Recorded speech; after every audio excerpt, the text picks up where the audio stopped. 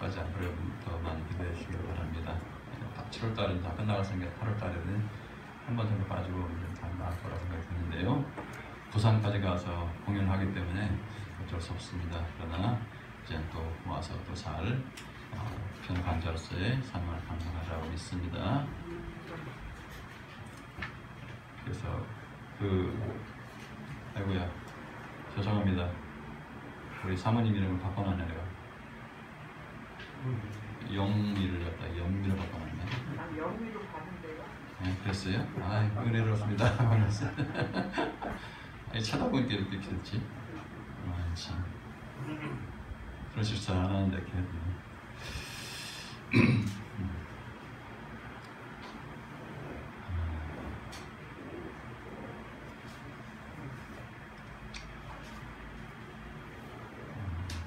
오늘 말씀의 제목은 인간의 질병과 죄라는 제목인데요. 사실은 우리 그리스도인의 질병과 죄가 맞을 거예요. 그러나 좀 범위를 넓혀서 제목을 잡았는데 사람의 죄와 사람의 질병에 어떤 관계가 있는가 하는 생각을 해봤어요. 그래서 성경에 관한 것이 그래서 뭐라고 말하는가, 성경에서 뭐라고 말하는가를 한번 살펴보려고 합니다. 왜냐하면 우리 주변에 요즘 질병으로 고생하는 분들 참 많죠.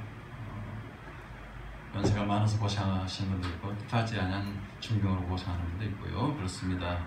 그래서 그런 질병을 앓고 있는 분들에게 마음의 위로와 치유의 소망을 갖도록 하기 위해서 오늘은 특별히 질병에 관한 말씀을 찾아서 함께 살펴보려고 해요. 왜요? 성경에는 각가지 질병을 치료하는 기적의 역사가 참 많이 나와요. 그 치료에는 간혹 믿음이 필요하다라고 말하기도 하고요. 때로는 사람에게 질병이 발생한 것은 하나님의 영광을 위해서라는 말씀도 기록되어 있기 때문이에요. 여러분, 일반적으로 사람들은 어때요? 건강하게, 그것도 오래오래 살기를 원하죠. 근데 간혹 연세 많으신 분들은 뭐라고 말씀하세요? 늙으면 죽어야지 라는 말씀 하시는데 속마음은 그렇지 않다는 걸 누구도 봐도 알아요. 근데 자꾸 기억력도 상실되고 또 하고자 하는 게 잘 안 이루어지고 몸이 자꾸 아프니까 그런 말씀이 저절로 나오게 되는 거죠. 사실 건강하게 오래 산다고 하는 것, 이것은 우리 마음대로 안 되는 상황 중에 하나예요. 인생이 내 마음대로 안 되는데 그 중에서도 이 건강 문제가 참 내 마음대로 안 돼요. 어제까지는 굉장히 좀 내가 튼튼하다고 생각했는데 하루아침에 병자가 되버려요. 하루아침에 다리가 저리가 아파요. 하루아침에 허리가 구부정해지고 자꾸 아파오고 그래요.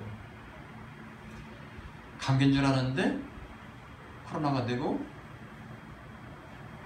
코로나에 그치지 않고 어떤 분은 폐결핵 그러고 나와가지고 살기 힘들어진 경우가 또 생겨요. 이런 여러 가지 일들을 볼 때에 과연 어떻게 해야 되느냐, 그리고 내가 왜 이런 일을 겪지? 이런 생각을 하게 돼요. 내가 이런 중병에 걸렸으면 혹시 내 죄 때문인가? 아니면 누구의 죄 때문인가? 이런 생각도 하게 돼요.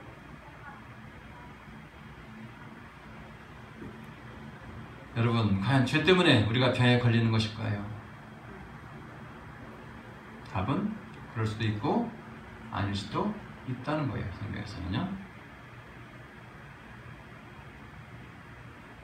그래서 함부로 누가 어떤 병에 걸렸을 때에 정죄하면 안 돼요.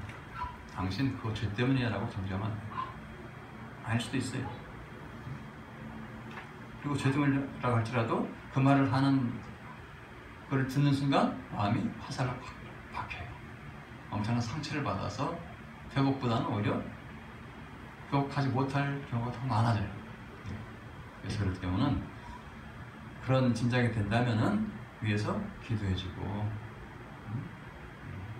그래야 되는 것이 우리 성도들, 특별히 형제 자매의 도리죠. 우선 성경에서 말한 두 가지 경우를 잠깐 살펴보려고 합니다. 질병과 죄가 무관한 첫 번째 경우를 봅니다. 이 경우는 뭐예요? 회개할 필요도 없고 괜히 걱정할 필요도 없어요. 요한복음 9장 아까 읽었죠? 날 때부터 맹인이었던 사람을 예수님이 치료하신 이야기가 나오죠. 그때 제자들이 뭐라고 말해요? 이 사람이 맹인으로 태어난 것이 누구의 죄 때문입니까? 이 사람입니까? 아니면 그의 부모의 죄입니까? 라고 물어요. 왜냐하면 그 당시 사람들은요, 질병이라고 하는 것이 죄에 대한 하나님의 저주 때문에 생겼다고 생각했기 때문이에요. 유대인들은. 그렇지만 그 질문에 대한 답으로서 예수님은 이 사람이나 그 부모의 죄로 인한 것이 아니다. 그에게서 하나님께서 하시는 일을 나타내시려고 하는 것이다. 이렇게 분명히 말씀해주고 있어요. 맹인 자신의 죄 때문도 아니고 부모의 죄 때문도 아니라는 말씀이에요. 맹인이 된 불행의 원인은 죄 때문이 아니다라고 하는 것이 예수님의 선포입니다. 그것은 인간에 대한 하나님의 계획과 섭리 가운데 하나님의 영광을 드러내기 위한 것이었다는 사실을 아주 분명하게 말씀해주고 계세요. 따라서 이 경우는 죄와 질병 사이에 아무런 인과관계가 없다라고 하는 거죠. 또 욥기에 보면은요, 의인으로 알려졌던 욥이 갑자기 자녀들을 다 잃어버려요. 외란되는 자녀를 다 잃어버려요. 그리고 재산을 한꺼번에 싹 잃어버려요. 심지어는 자신의 몸마저 엄청나게 가려운 질병에 걸려가지고 기와장으로 빡빡 긁지 않으면 견딜 수가 없을 것 같아요. 그래서 오죽하면 그의 부인이 뭐라고 말해요? 나가서 죽어라 이렇게. 하나님 엄마하고 나가 뒤져라 이렇게. 심하게 얘기하면 그렇게 얘기를 하고 있어요. 그런 욥에게 멀리서 친구 엘리바스가 와서 위로한답시고 말을 하는데, 한 번 더 생각해봐라. 죄 없이 망한 자가 누구인가? 정직한 자의 끊어짐이 어디 있는가? 이게 무슨 얘기예요? 너의 죄 때문에 망하지 않았느냐? 그리고 너의 죄 때문에 너의 대가 끊어지게 생겼어. 이렇게 얘기를 하는 거죠. 다 끊어진다는 거예요. 하루아침에 그 자녀들이 한꺼번에 다 죽었습니다. 친구라고는 하지만 참으로 뼈아픈 말을 하고 있는 거예요. 그렇지만 한편으로는 그가 욥에게 한 또 다른 말이 우리에게 큰 소망을 주기도 해요. 욥기 3장, 3장인가 5장인가 이렇게 두 장에 두 가지가 있죠. 욥기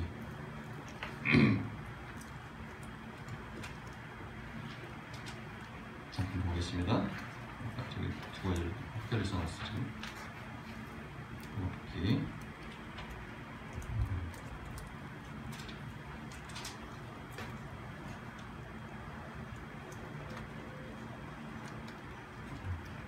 5장 17절이죠? 욥기 3장의 5장이에요. 5장 17절, 27절. 볼지어다 하나님께 징계받는 자에게는 복이 있나니 그런즉 너는 전능자의 징계를 업신여기지 말지니라.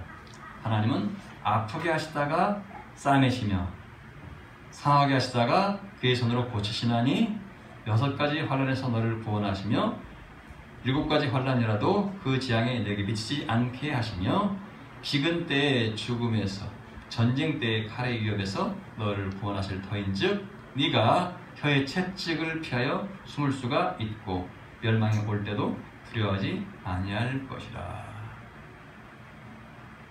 자, 하나님이 엘리바스에 하면 뭐라고 해요? 어떤 분이라고요?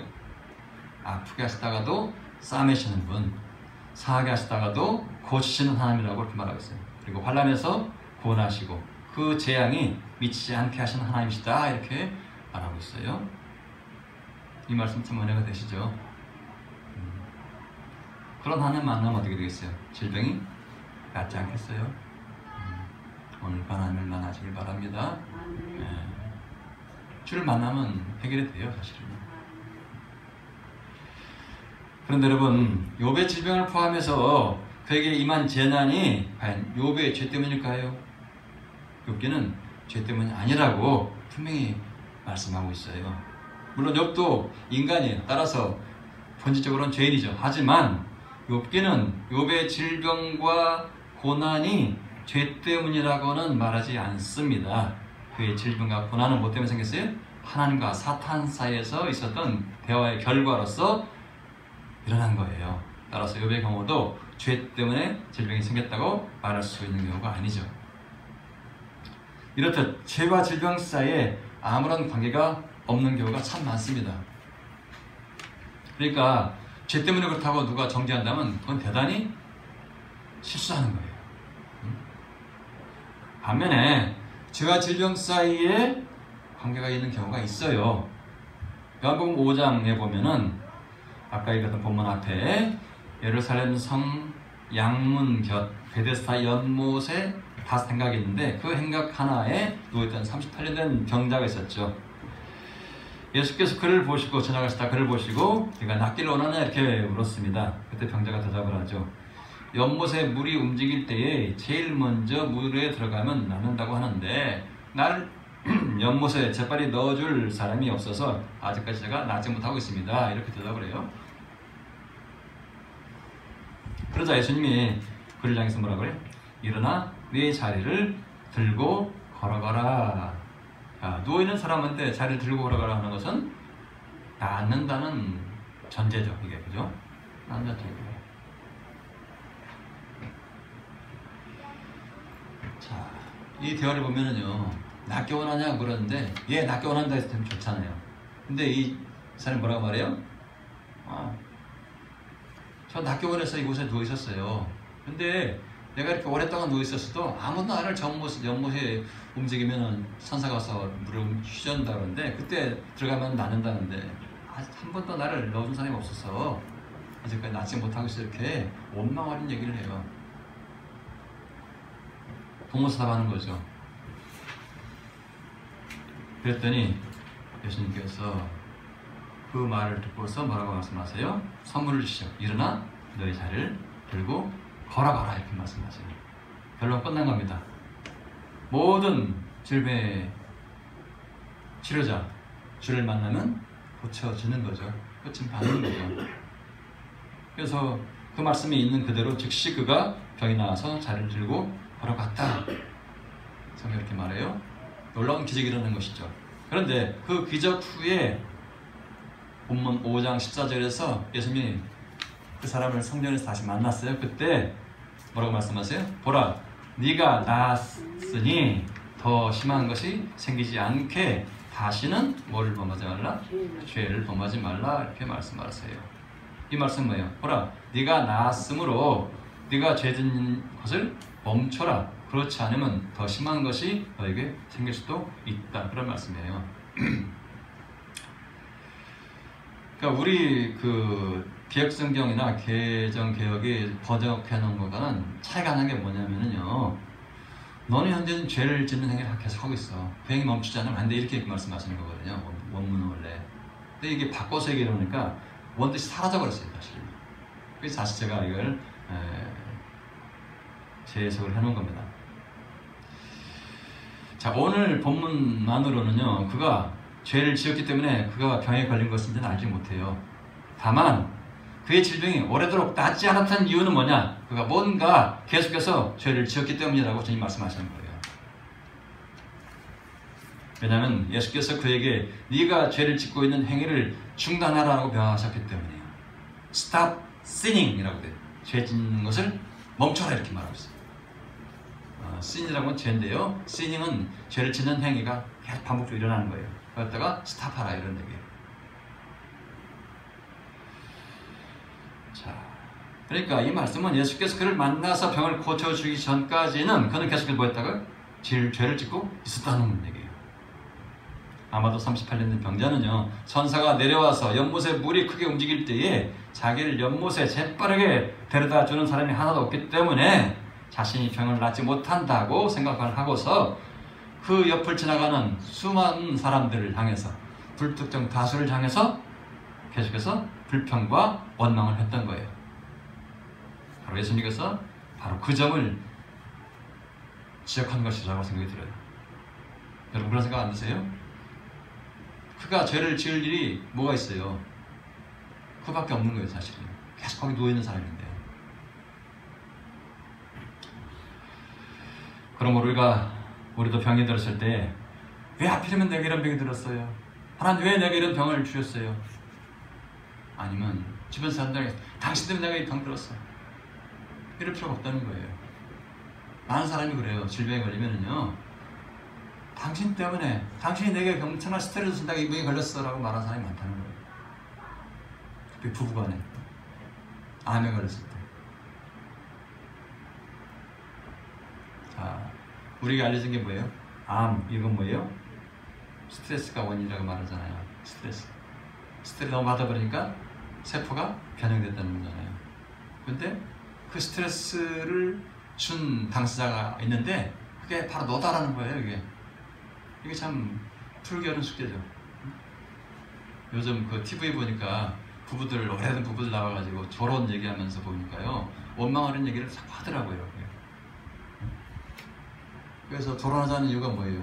사랑하면서도 그동안 나를 힘들게 했으니까 이제는 나도 독립할 때가 됐어라고 한다는 거죠. 마음에 없는 얘기를 하면서도 그렇게 다투더라고요. 질병의 원인을 나에게 찾지 않고 누구에게 찾아요? 남에게서 찾아요. 남에게서.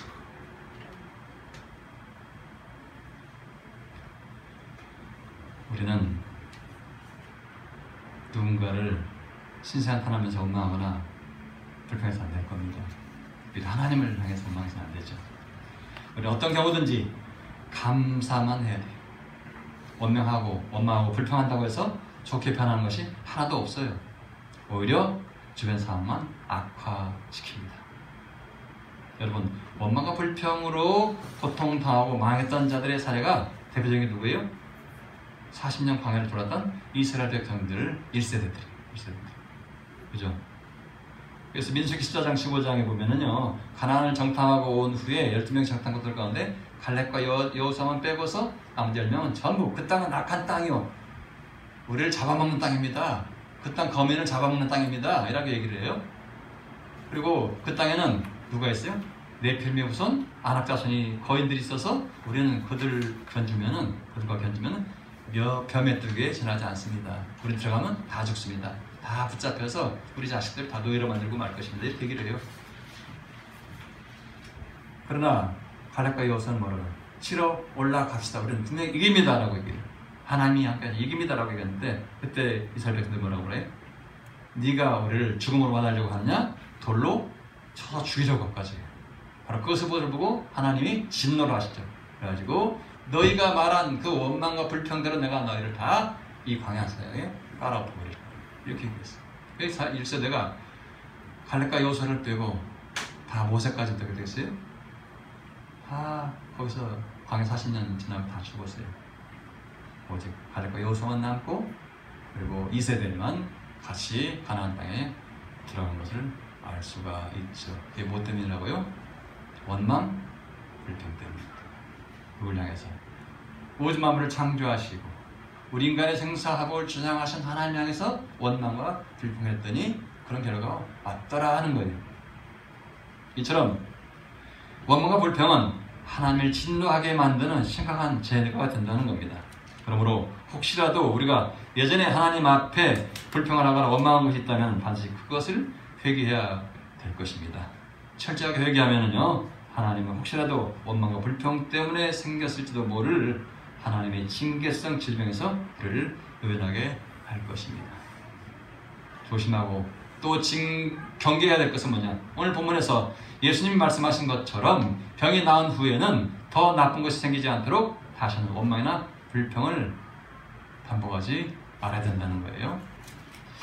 말씀 정리하겠습니다. 우리가 걸리는 질병에는 뭐예요? 나의 죄와 연관된 것도 있고 연관이 없는 것도 분명히 있습니다. 나의 죄와 연관된 질병의 경우는 하나님께 그 죄를 회개하고 나의 질병을 고쳐주시기를 믿음으로 간구할 때에 죄의 은혜가 임하여서 알 수가 있습니다. 반면에 죄와 관련이 없는 질병은 우리에게서 하나님이 하신 일을 나타내고자 한 경우입니다. 그런 질병은 하나님의 영광을 위해서 주어진 질병이고 나을 것이겠죠. 어떤 경우든 질병이 나으면 어떻게 돼요? 우리는 하나님께 영광을 돌리기만 하면 됩니다. 인명을 걸리기 마련이죠. 사실은 나왔으니까.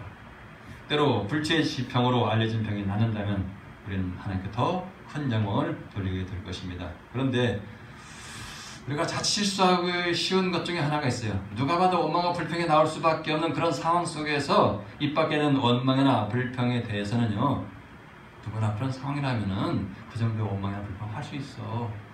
이렇게 지나간다는 거예요. 원망과 불평점은 그리 큰 죄로 여기지 않는다는 거예요. 그것이 혹 평생의 올무로 작용할 수가 있습니다. 그러므로 마음속 깊이 자의하고 있는 원망과 불평이 없으면 좋겠지만 혹시 모르니까 우리는 그런 것들을 찾아내어서 회개하고 용서를 빌어야 할 것입니다. 그렇게 하는 것이 질병과 불행에서 우리가 벗어나는 지름길입니다. 한 가지 양해해 볼 것은 제가 이 말씀을 전하는데 혹시라도 여러분의 옛 상처를 건너게 한다거나 마음을 상한 것이 있다 할지라도 너그럽게 넘겨주시기를 바랍니다. 기억하기 싫은 것들이 있어요, 분명히. 그러나 그것마저도 우리는 내려놓아야 돼요. 그리고 하나님께 용서를 드려야 됩니다. 다시 한번 강조하지만 병이 언제나 죄 때문에 걸린 것은 아니죠. 따라서 병에 걸렸다고 해서 죄책감에 시달리면서 괴로워하는 것은 성경이지 못하다는 거예요. 그러나 병이 죄 때문에 발생한 때도 있기 때문에 병에 걸렸을 경우에 자신을 돌아보면서 어떻게 해요?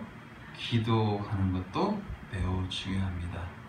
자신의 삶을 돌아볼 수 있도록 성령께 도와달라고 간구하시면 큰 도움이 될 것입니다. 사랑하는 성도 여러분, 여러분의 입술과 여러분의 마음에 어떤 불평과 원망도 자리를 잡지 못하도록 하시기 바랍니다. 사탄은 우는 사자같이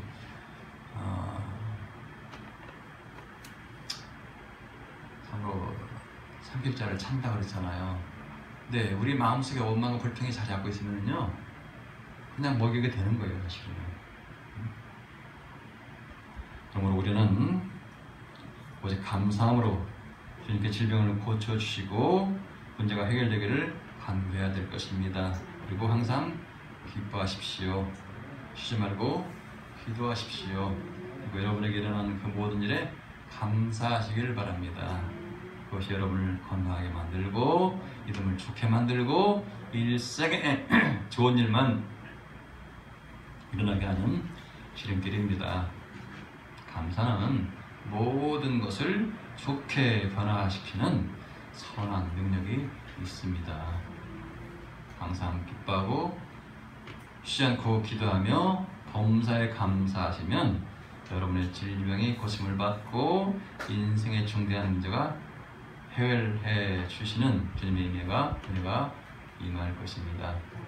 그런 의미에서 모든 질병에서 또 모든 문제에서 요연하시는 여러분이 되시기를 간절히 축원합니다. 기도하겠습니다. 아버지 하나님, 우리는 늘 염려와 근심 속에서 살아갑니다. 이 땅에 구할 것을 구하지 못하고 도리어 원망과 불평으로 일생을 낭비하기도 합니다. 아버지 하나님, 이런 모습이 되지 않게 해주시옵시고 언제나 우리 마음속에는 감사만이 넘쳐흐르게 해주시기를 간절히 바랍니다. 성령께서 우리를 붙잡아 주셔서 우리가 악한 생각으로 흘러가지 않게 해주시옵시고 하나님의 선하신 뜻을 따라 행하는 모습이 되게 하시고 주님의 영광을 위해서 살아가는 우리 모두가 되게 해 주시옵소서. 간혹 가다가 우리의 삶에서 엉뚱한 일이 벌어지고 우리가 울부짖을 수밖에 없는 그런 사태가 벌어진다 할지라도 그것을 해결하신 분은 내가 아니요 주님이시니 그 주님께 맡기고 나아가면서 오직 감사만을 올려드릴 때 주님께서 그 문제를 해결하시고 우리 질병도 고쳐주시고 우리를 새로운 인생의 끝판년에 오르게 하실 줄로 믿습니다. 그런 은혜가 사고 넘치게 하시고 우리가 더욱더 주님을 사랑하고 존귀하게 여기는 아름다운 주님 나라를 세워가는 일꾼들 다 되게 해 주시옵소서. 우리 주 예수 그리스도 이름으로 기도합니다. 아멘.